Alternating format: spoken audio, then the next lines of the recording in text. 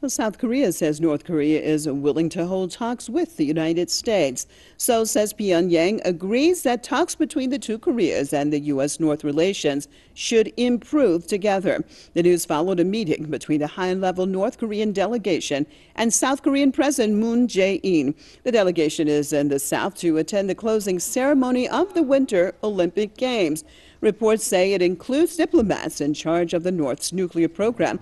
U.S. President's daughter Ivanka Trump is also in the South, but there is no indication that the two sides will hold any meeting. North Korean delegation is being led by former General Kim Young-choi. This has triggered some South Koreans to gather at the border crossing in protests.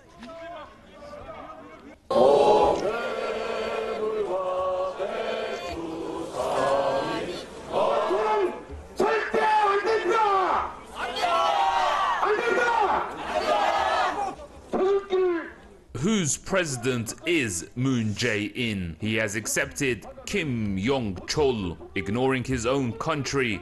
People are angry.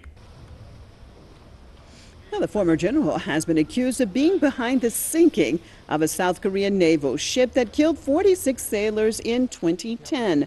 Tensions have eased between the two Koreas since the North Korean leader's sister attended the opening ceremony of the Winter Olympics in a historic visit. Kim Yong-jung extended an invitation to the South Korean president to attend a summit in Pyongyang. Well, crossing over to Niagara Falls, Ontario, joined by Mr. Jason Unruhe, political commentator. Thanks so much for being with us. Well, tell us about this situation. I mean, when we look at the Koreas, when they deal with each other alone, they seem to be fine. And then we have, of course, the United States coming in and adding more sanctions.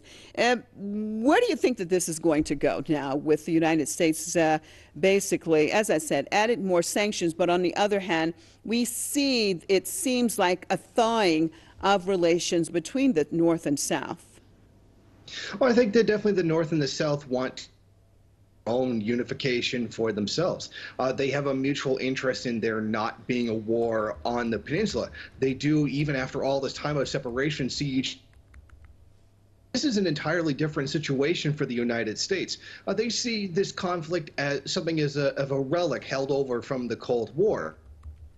Diametrically opposed systems, but two systems that are in an antagonism. They both seek to eventually destroy.